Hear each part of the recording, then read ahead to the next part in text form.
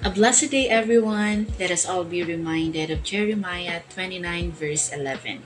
So last Thursday ay pumunta nga ako ng Bishan para sa schedule na life group which is every Thursday.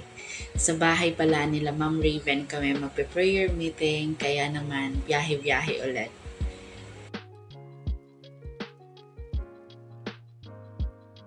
Medyo maaga akong nakarating sa meeting place kaya naman gumala na ako dito sa park malapit sa likod bahay nila Ma'am Raven.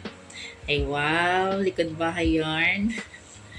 Ang daming nag-exercise talaga dito. Ito yata yung pinakamalaking park na napuntahan ko so far. Sobrang dami talaga ng park ng Singapore. Hindi na rin talaga ako magugulat kung meron din silang Jurassic Park. Siyempre, dahil nga mag-isa nga lang tayo, lupa ang magiging sandigan ng ating mga phone. Nang sa ganun ay maka-video rin.